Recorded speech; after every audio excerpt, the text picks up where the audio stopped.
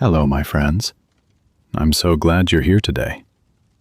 Take a moment to sit back, relax, and make yourself comfortable. Now, imagine you are stepping into a story from another time. Today, we go on a journey together. A journey to a place where dreams became pictures, and pictures became the most powerful stories the world had ever seen. We are going to listen to the story of Hollywood. And like every great story, it begins in a very quiet, very simple place. Long before the lights, long before the cameras, and long before anyone knew what was coming. You are listening to Storyline English, the channel where history, story, and the English language come together in one calm, beautiful journey. If this is your first time here, welcome. And if you have been here before, welcome back, my friend. Now, let us begin. It is the year 1880. The world is changing slowly. In many cities, people are busy with new machines, new ideas, and new ways of living. But most people have never seen a moving picture. They do not know yet that one day a glowing screen will become one of the most important things in their lives. In those early years, a man named Thomas Edison was working very hard in his laboratory in New Jersey. Edison loved to discover new things.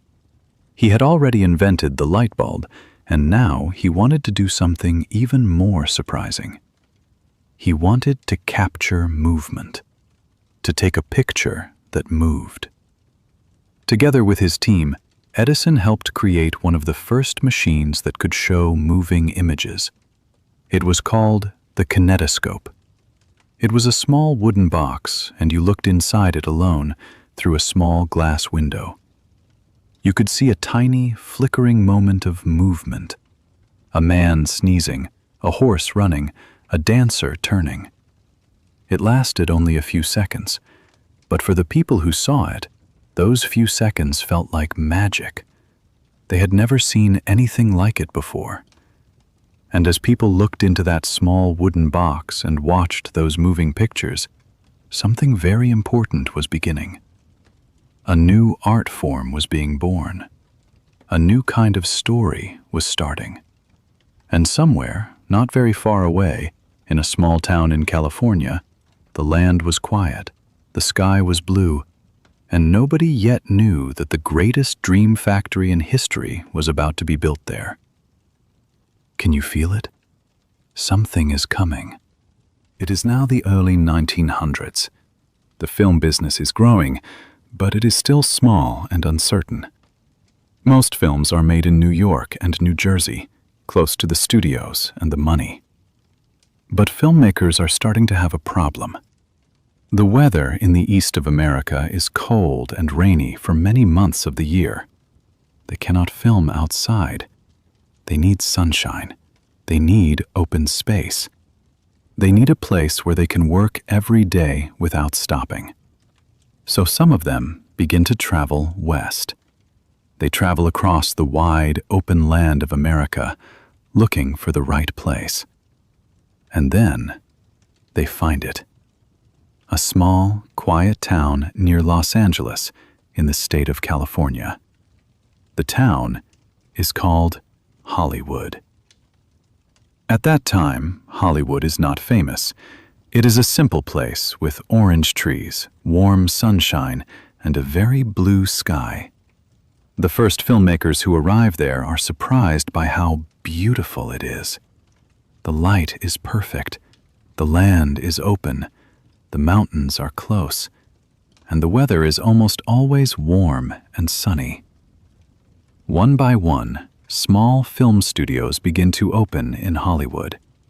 Simple buildings, simple cameras, and very simple stories. The actors wear no sound. The films have no color. Everything is black and white, and everything is silent. But even in silence, these early films spoke to people's hearts. and the world was beginning to listen. Even then, even in those quiet black and white pictures, something powerful was growing. But the real discovery was still ahead, and it came from a question no one had asked yet. What would happen if the pictures could speak? The year is 1927. Hollywood is already a busy place. Many studios are working. Many films are made every week. Actors have become famous. Audiences all around the world love going to the cinema. But something is about to change everything. On October 6, 1927, a film called The Jazz Singer is shown to an audience for the first time. And in one moment, the whole history of cinema changes.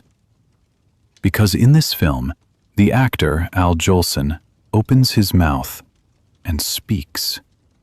He sings. His voice comes from the screen, and the audience hears it clearly.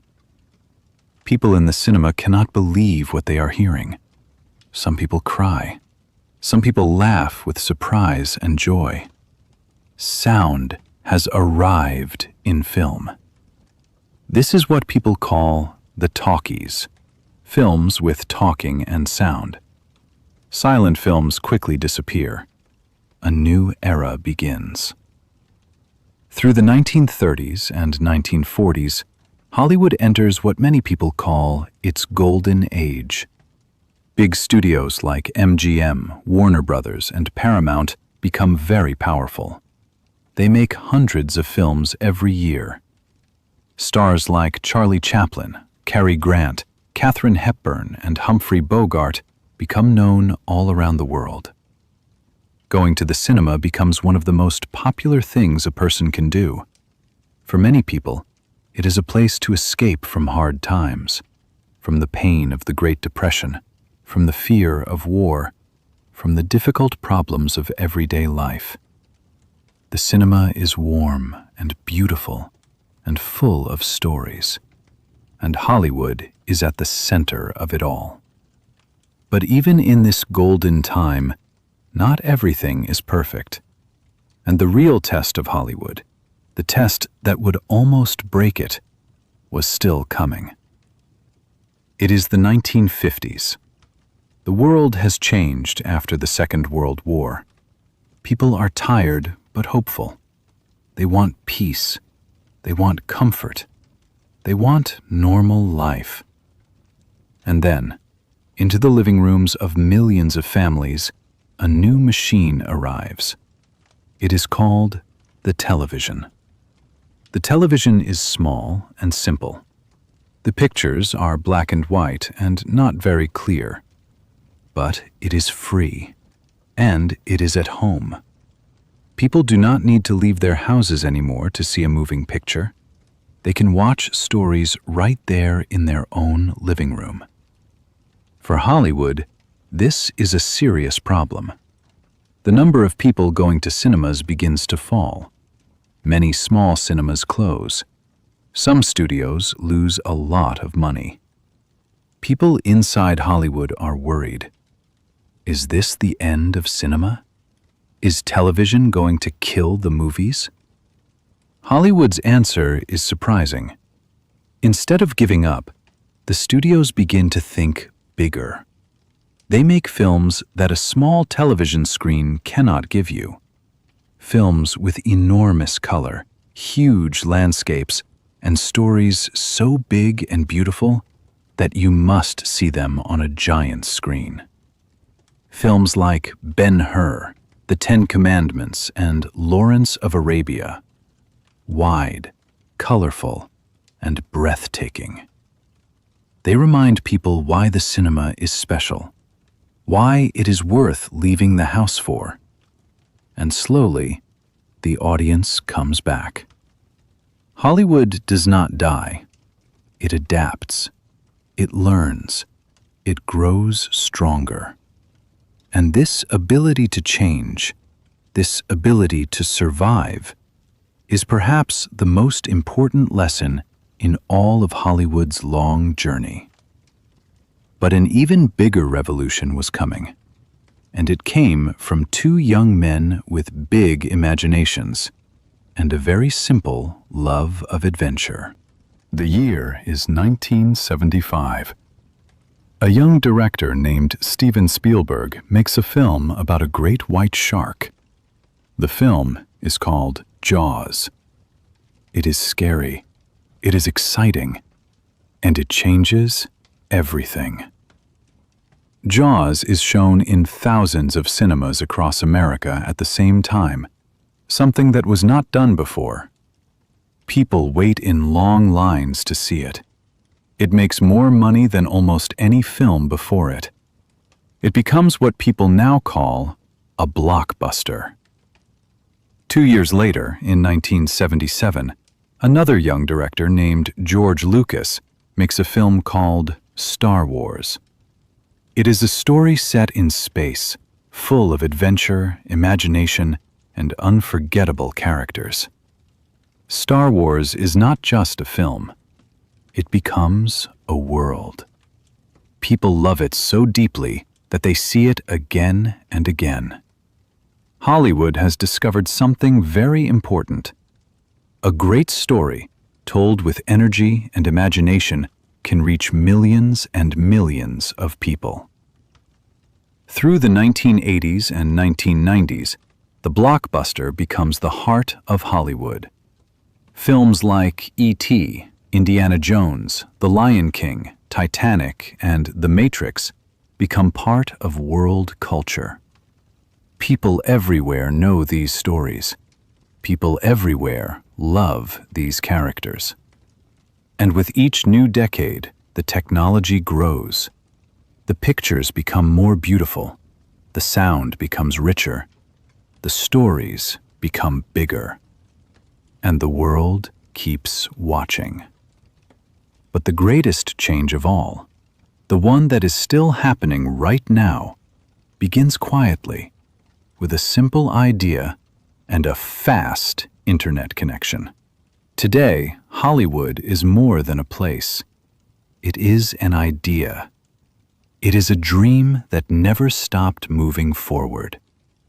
From a small wooden box in Thomas Edison's laboratory, to the silent flicker of black and white films, to the golden stars of the 1940s, to the thundering blockbusters of our time, Hollywood has always been about one thing: story. The power of a story to move you, to change you, to take you somewhere you have never been before. And this is something you understand very well, my friend, because you are here. You are listening. You are learning through story, just as Hollywood taught the world to feel through story. Every time you listen, your English grows a little stronger. Every time you stay with a story to the end, you are doing something important. You are building patience. You are building understanding. You are building a connection to this beautiful language. The lesson of Hollywood is simple. Keep going. Even when things are hard, keep creating. Even when the world changes around you, keep telling your story. And that is my message to you today as an English learner. Your journey is not over. In fact, it is just beginning. If you enjoyed this story today, I would love for you to come back for more. Here on Storyline English, there are many more journeys waiting for you. Calm, beautiful, and always in simple English, made just for you. Leave a comment below and tell me, which part of Hollywood's story surprised you the most? And if you are ready for your next story, it is already here, waiting. Until then, take care of yourself, keep listening, and remember, every great journey begins with a single story. I will see you in the next one.